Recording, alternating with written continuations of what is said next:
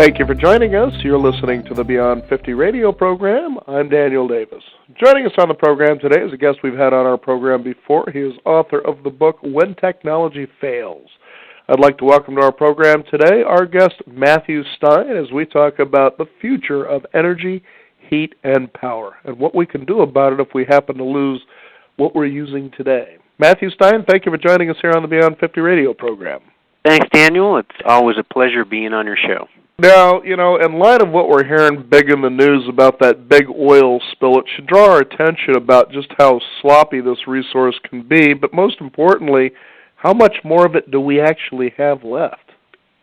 Well, we passed the peak in world oil consumption. I mean, in regular oil, what we can produce, regular crude oil, not including biofuels, not including tar sands, which have environmental issues quite significant on their own.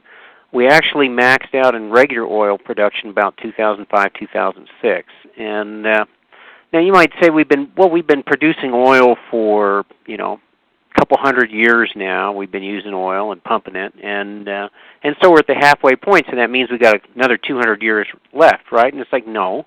Half the oil that we've used in the last 200 years has been used since 1970. So we're consuming oil at an accelerating rate, and right now the world's major oil fields are declining at an accelerating rate. So we're kind of at that point where where both of those, the problem of depletion and the problem of consumption are kind of running into each other. Like in the past, if we wanted more oil, it was really easy.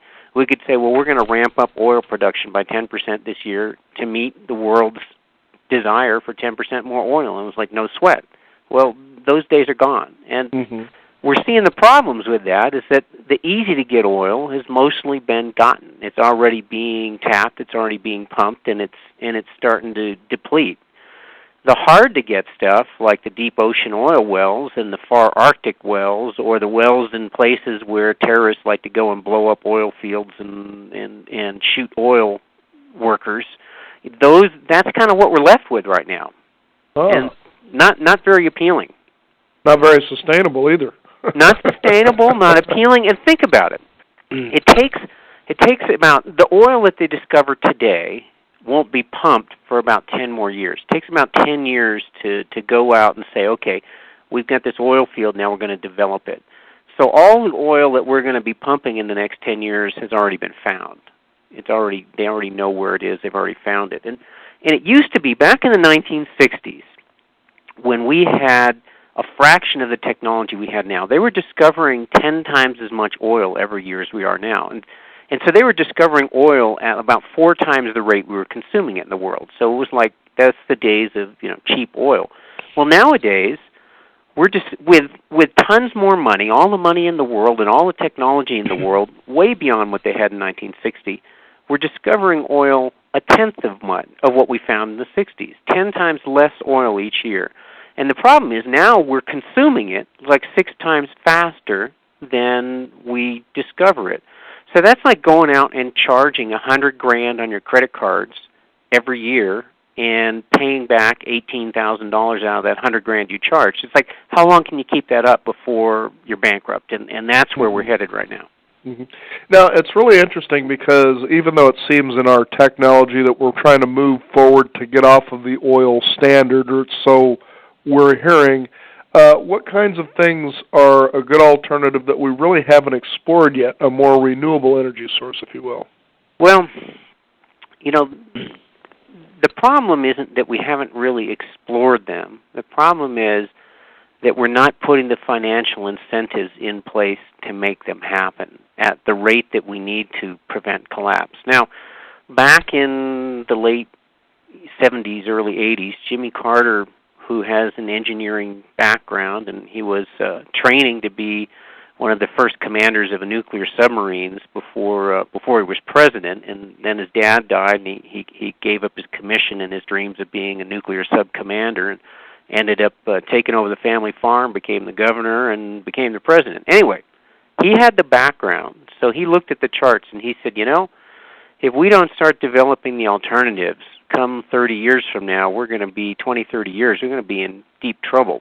So he put in financial incentives to make technologies that get us off oil financially, reasonable, because they were, let's face it, we've been doing oil for 100 years, and we haven't been doing solar for very long. So the new technologies weren't cost effective when you compared to the old ones, plus all of the tax incentives and money that we've given to the good old boys to go out and develop oil and give us cheap energy, solar wasn't getting them. So he came up with some solar credits. Now, those credits were only in place for 3 or 4 years, but they were enough to make the United States the leader in the industry for the next 20 years.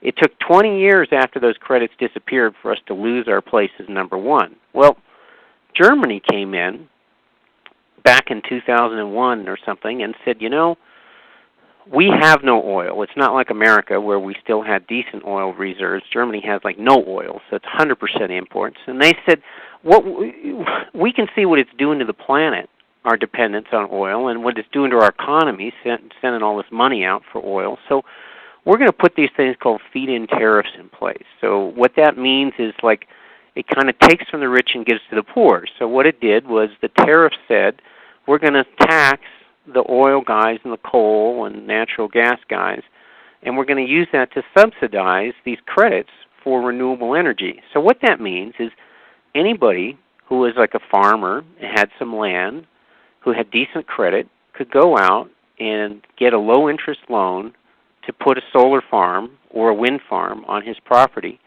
and he would be guaranteed a certain rate that he could sell that money back into the grid, sell the energy he produced on his wind farm or solar farm back into the grid. And that meant that he was guaranteed that from the first day he started producing electricity and pumping it into the grid, that he was making a profit on his loan that he got. So all of a sudden, it became like, boomtown in Germany for renewable energy, because people were going out and investing in it right and left. And Germany was able to do in 6 years what Bush administration said we couldn't do in 30 years in terms of getting a percentage of their energy use off of oil and coal and onto renewables. Now, and that's also been a huge boom to the manufacturing and engineering and installing businesses in Germany, both for the solar and for the wind power. I mean, it's been a huge boom to their economy. And all they did was they shuffled the money around a little bit. So they took some from the fossil fuel people and with taxes and gave it to the renewable energy people, and it was a giant shot in the arm for the economy, and they're all doing better for it. Now, if they can do it and Jimmy Carter could do it, then I don't get why we're not doing it now. I mean, I heard all this stuff about green jobs, but all I've seen is trillions and trillions of dollars bailing out the masters of the world on Wall Street, and I haven't seen anything going to actually solving our problems and getting us going in the right direction. I think what's even funnier about that is the fact that you have this large oil catastrophe down in the southern part of the United States, and it's almost like, okay, it kind of brings back to didn't you make a lot of promises about renewable and greenhouse energy and that kind of thing? And you just kind of wonder, where is it really all going, just as you're suggesting?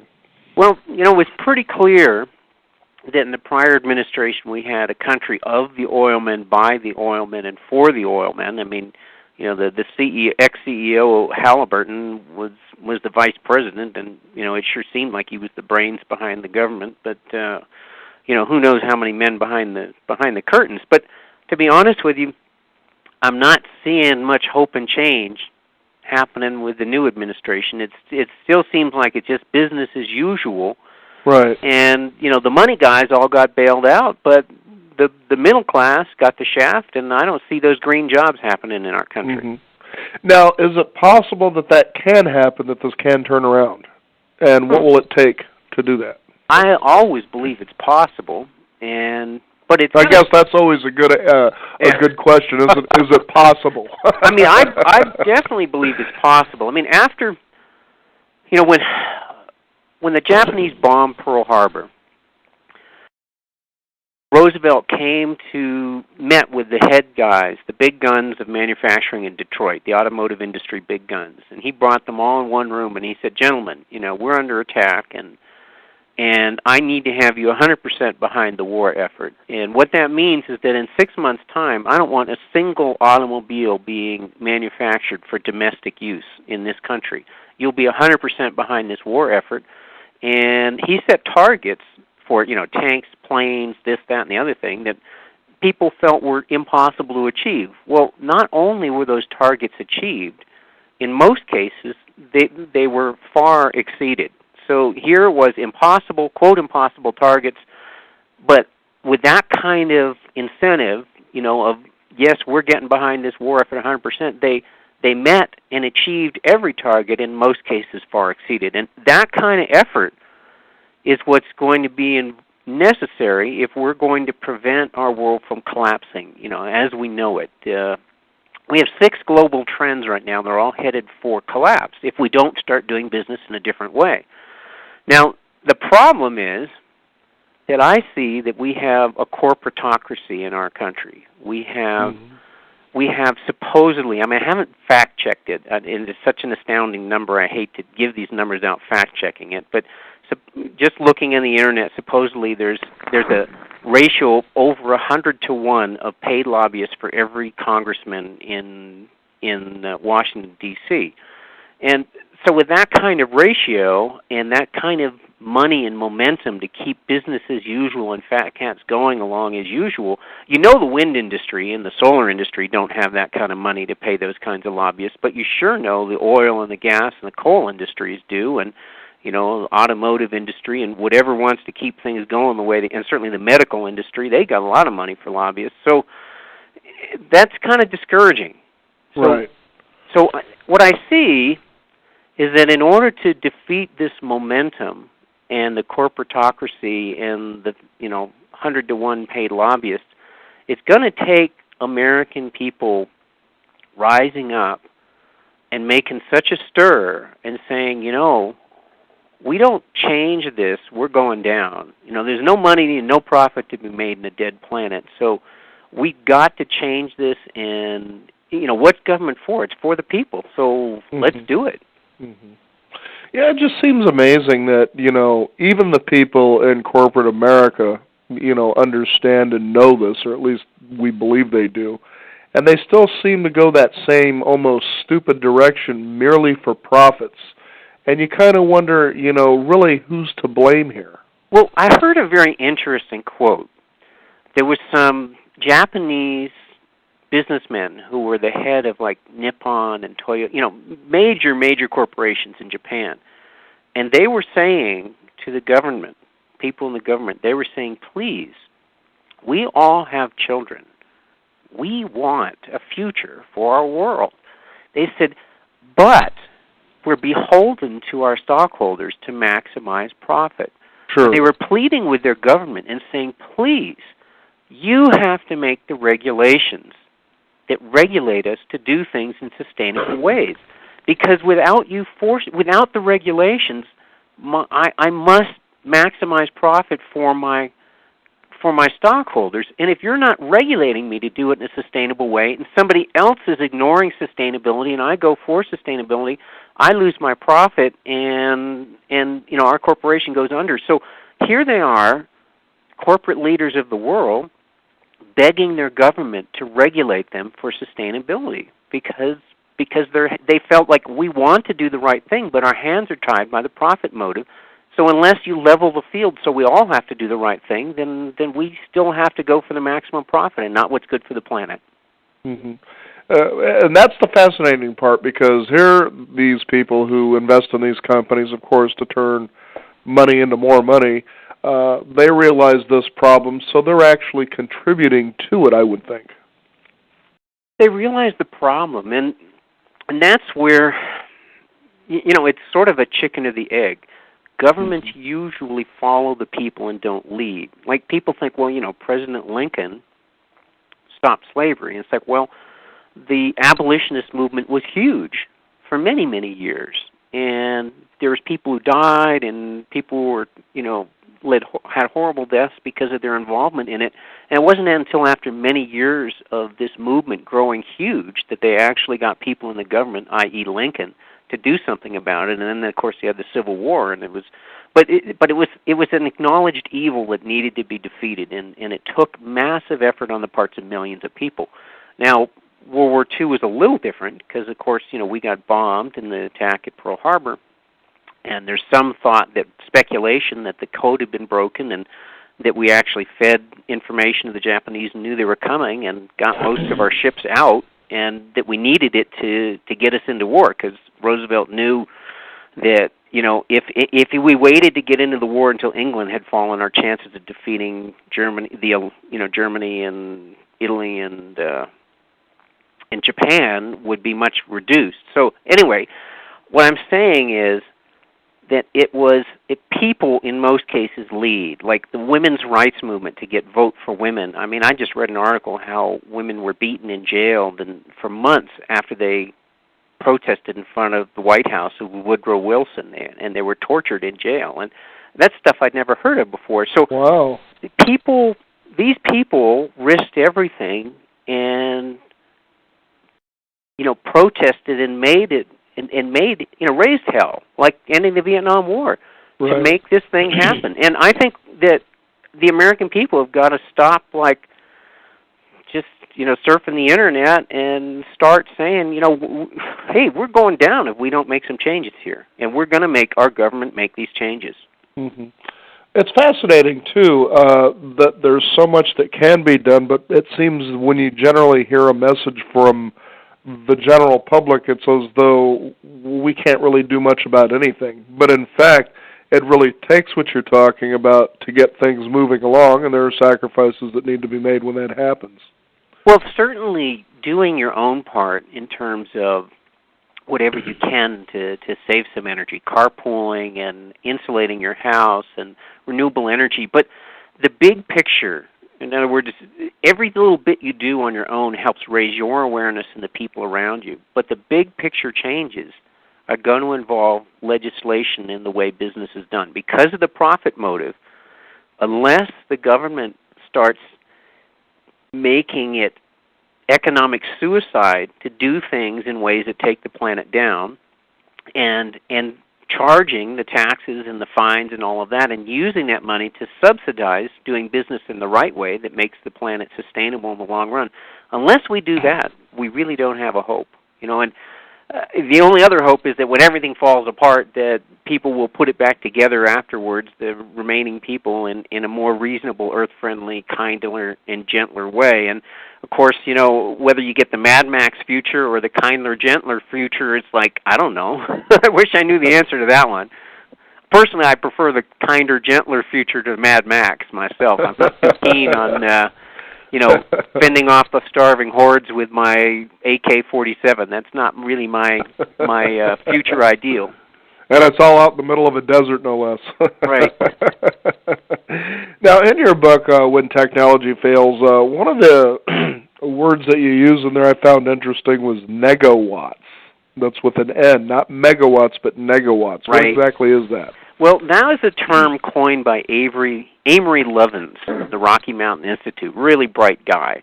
And what he figured out was that it was much, much cheaper to invest in energy conservation than in generating the energy to begin with. So negawatts says that, like, for instance, it costs you, 4 to 1 less, a quarter times as much as investing in nuclear power to invest in the energy-conserving measures like insulating people's homes, like rebuilding industries for efficiency.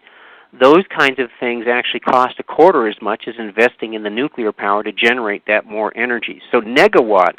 So, for instance, this is something you can apply negawatts to on your own basis. So one of the examples is if you take a single 75-watt regular light bulb, with the hot lamp light bulb, and you replace it with an 18-watt compact fluorescent bulb. So that's just taking, compact fluorescents. I think just about everybody knows what those are now, the little funny squiggly bulbs instead of the regular light bulb. So you take a single bulb and replace it with an 18-watt fluorescent, CF, and you save yourself about $37.06.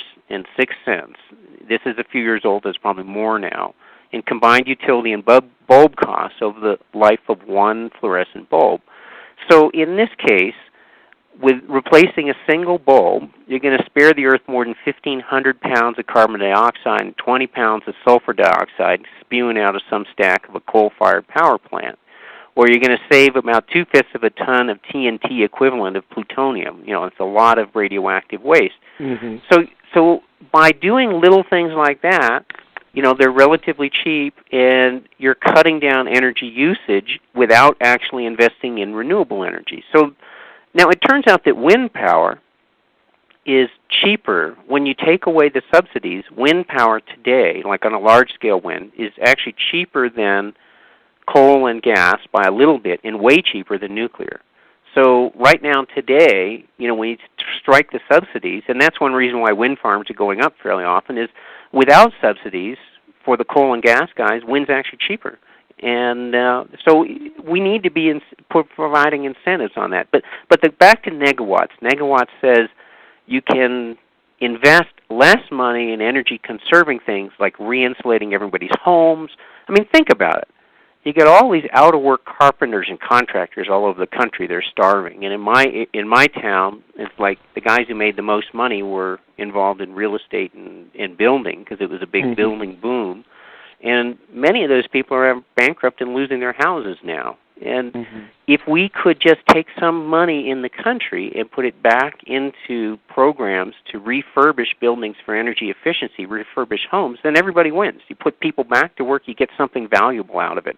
Not like putting trillions of dollars into Wall Street and erasing negative numbers on a computer and borrowing money from China to erase negative numbers on a computer. And what have you got when you're done? Well, you got a bunch of Wall Street guys who are still rich, but you got nothing tangible in your hands to actually help. Right.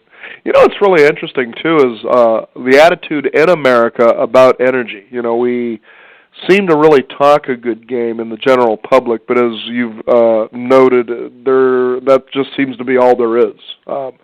But just recently we had a guest on our program who wrote a book called Naked Economics, and it was really interesting because he talks about how we're driven by incentives. Now, for instance, in Europe, they turned around and they said, we really kind of want to change our energy behaviors, so what did they do is they jacked gas prices up to about $10 a gallon. That gave people an incentive to get these big, nasty, gas-guzzling vehicles off the road. And I couldn't believe, especially back in the 90s and even in the 80s, when you started seeing these large SUVs and trucks and thinking, are these people losing their minds here? But yet, when we start to move in that direction of raising fuel prices here in America, everybody starts sniveling and whining and complaining, it's those greedy oil companies. In other words, they're clinging tenaciously to their habits, but at the other hand, they're saying, we need to do something about this greenhouse effect. Right. That's 100% correct. And, when it hits you in your pocketbook, then you do something. And that's where the incentives is so important, where it makes doing it the wrong way prohibitively expensive and doing it the right way attractively inexpensive. And, I'm partially guilty. I mean, I built up a huge debt writing my book, and then my first publisher was bankrupt and never paid me for it. So, and then I had to borrow more to hire a lawyer and a CPA and get my book back. So when I look back on it, it's like for what I had in my book, I could have easily built myself a really cool off-grid home. But instead all my equity went in there. And so that and learning how to be a green builder in Hawaii, and so it's like, so I wish I had all the stuff I recommend, but financially, because I got in this debt situation, I couldn't afford to put the renewable in. I was building homes with renewable energy for other people and couldn't afford to put it on my own home because of my own debt situation. And that's a crying shame. And see, with the right incentives, the government would be providing us with low-interest loans so that the money you borrowed and the payment on your loan would more than offset your monthly bill improvements on your utility bills. And that's the kind of incentives that they're doing in Europe, and they're the business is going gangbusters, and they're making progress at a really high rate. And I've heard them talk that talk in America, but we haven't walked that walk. Not since the first steps of Jimmy Carter, we haven't walked that walk. And it's time we start walking that walk, or we're just going to be walking towards the collapse time. I know, and it's interesting too to note for our listeners out there that although the United States is 5% of the world's population, we consume almost 30% of its natural resources. It kind of makes you wonder why the world's kind of upset with us. Yeah, I think we're 4.5% of the population, and I've heard that we're doing 25% of the world's resources. But it's somewhere in there, and if, it's still a lot. If the rest of the world lived at the way America and North America lived, Canada and the USA, if the rest of the world lived that way, it would take only 9.5 planet Earths to provide for the rest of the world living at our level of consumption. So 9.5 planet Earths if the rest of the world got to live like America did. It was really fascinating, Matthew. Some time ago, I interviewed with a journalist, and a prominent journalist out of New York, actually, and this was about 10, 11 years ago. And, she was probably making very good money out promoting, some books that she had been written and so forth. It's very well known. And she said, I make a conscious effort to really do the right thing to save the environment. She says, for instance, I go to thrift stores, and that's where I buy all of my clothes. Now, this is somebody that doesn't need to really go to a thrift store, but you could see how she was dressed and say, okay. And I didn't think much about it at the time, but as time went on and I began to think about her going to the thrift store and buying clothes, I thought, when you think about just that one conscious effort, how that affects a ripple effect all the way to the sweatshops in Asia. Yeah. Now, of course, we want Asians and people like that to, of course, have a better lifestyle, but when you think about just that one effort, one individual can create tremendous incentives, because if it spreads out to a lot of individuals, that's a tremendous ripple effect.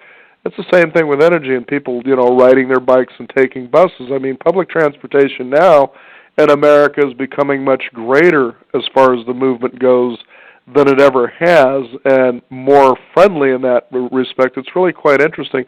It's happening, but it just doesn't seem that it's happening fast enough.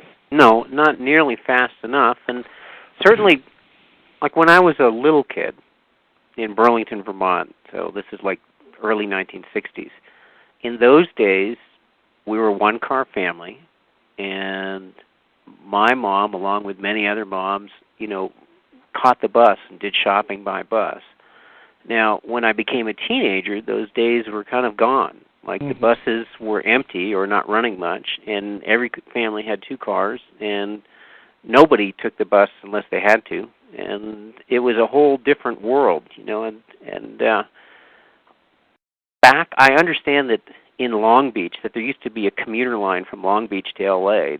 that was in the famous thing that back in the 1950s, General Motors realized that if they bought that train line, that commuter train line, and dismantled it, that they would make back their money and sold cars, very rapidly.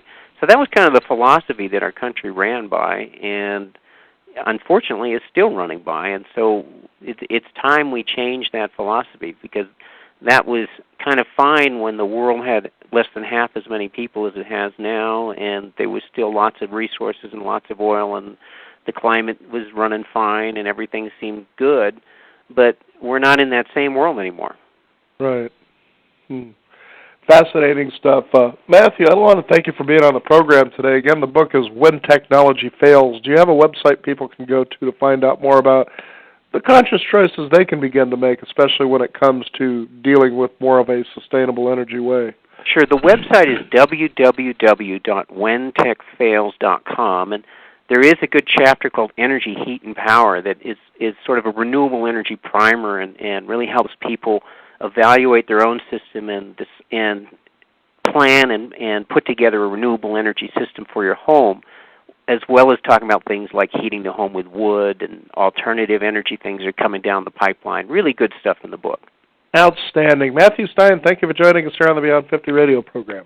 It's always a pleasure. Thank you so much, and have a great day. You bet. We also encourage you, the listeners out there, whentechfails.com is the website to find out more about what you can do to start moving in the right direction to do the right thing in sustainable energy practices. We also encourage you to visit us at our website at beyond50radio.com. That's the number 50, and sign up for our free weekly e-newsletter. We'll also have more information about when technology fails there at our website as well as our blog. We thank you for tuning in. This is the Beyond 50 radio program. I'm Daniel Davis, and remember, live your day past halfway.